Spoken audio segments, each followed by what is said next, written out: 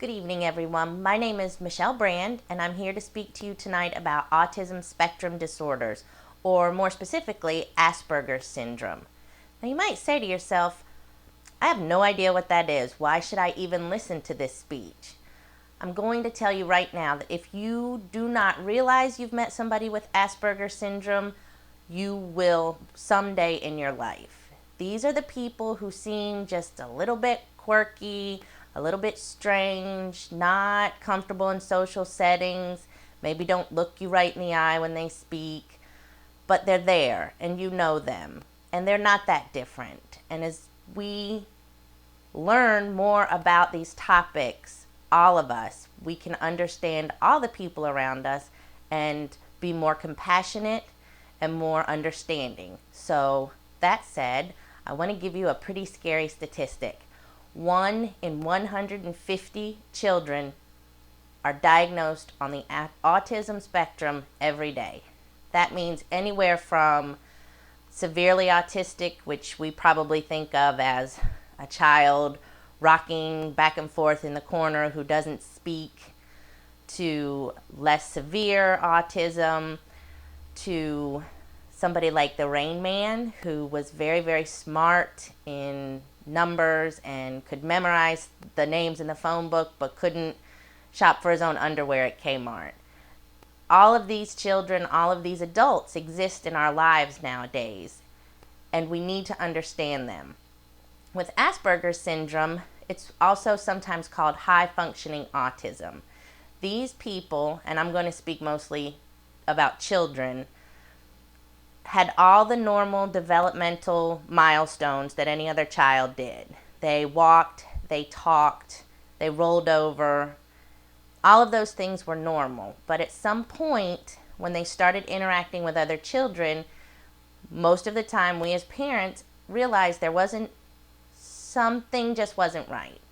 For my family, and that's why I know this topic, is we have a son who is 7 years old and was diagnosed at 3.5 with Asperger syndrome. Often you don't notice these things until they are around other children their age, and they just don't play like the other kids do. Most of the time my son wanted to play by himself or would act out the same scenes from a cartoon and just say inappropriate things that the other kids didn't understand, and it worried us. And we went to a hearing specialist who sent us to a developmental pediatrician. So that is how we got our diagnosis. Socially is where these children falter, and that really affects them when they get into the school system, because most of the things you learn in especially elementary school, you learn through your friends. You learn the rules of life. Yes, you learn how to read and write, and our children have no problem doing that. It's learning how far to stand away from somebody when they're talking to you, or looking them in the eye. These kind of social cues they don't understand, and it's these things that further down the road in life can really not only put them in awkward positions but get them into trouble. Our kids have to learn this through watching other people and through really being told over and over again. We as parents take every opportunity that we have to make it a learning experience.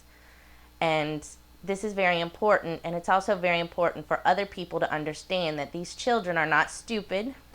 They are not being bad on purpose. They just don't understand. And it's our responsibility as a community to help them understand. So the next time you meet someone who just seems a little bit weird, maybe you should take a step back and think, maybe they're doing the very best that they can. And maybe they don't learn the same way as you and I learn. And we should be a little more patient and maybe try to help them instead of making fun of them.